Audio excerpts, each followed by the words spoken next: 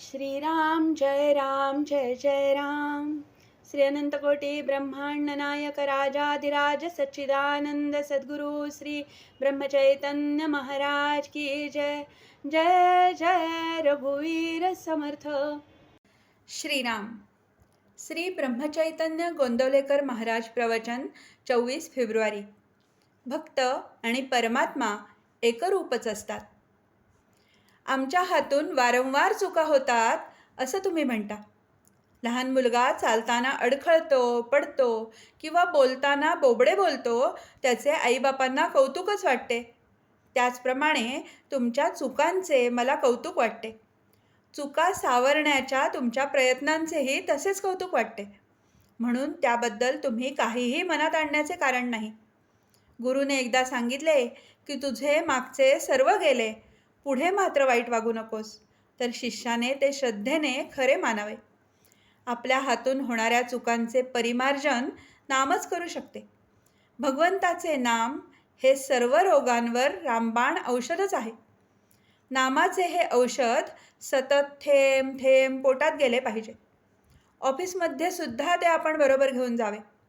विद्वान, अडाणी, श्रीमंत, गरीब सर्वांना हे औषध सारखेच आहे. जो पथ्य सांभाळून हे औषध घेईल त्याला गुण लवकर येईल. एखादा मुलगा मी विहिरीत उडी घेणार म्हणून हट्ट धरून बसला, तर बापाने त्याचा हा हट्ट पुरवायचा का त्याला समजावून किंवा तोंडात मारून तिथून बाजूला काढायचे? त्याप्रमाणे तुमचे विषय मागण्याचे हट्ट आहेत. खरा भक्त कधीही दुःखी कष्टी असत नाही. आपल्या समाधानात असतो, मग तो कितीही दरिद्री किंवा व्याधीग्रस्त असे ना. अमुक एक हवे ते मिळाले नाही म्हणजे सामान्य माणसाला दुःख होते. भक्ताला कसलीही आस नसते, त्यामुळे त्याला दुःख नसते.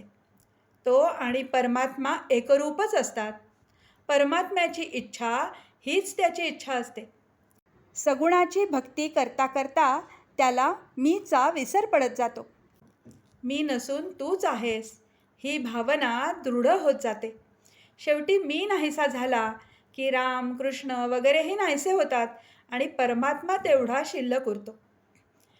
आजारामधून उठलेल्या अशक्त माणसाने जसे काठीच्या आधाराने चालावे, त्याप्रमाणे प्रापंचिकाने सगुण भक्तीने तरून जावे. देहबुद्धी असणाऱ्या माणसाला सगुणा वाचून भक्तीच करता येणार नाही.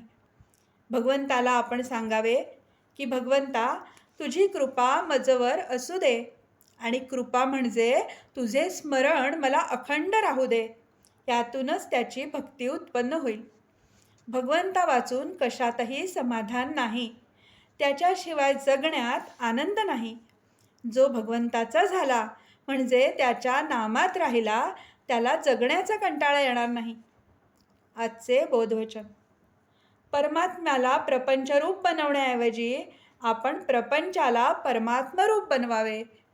जानकी जीवन स्मरण. जय जय राम.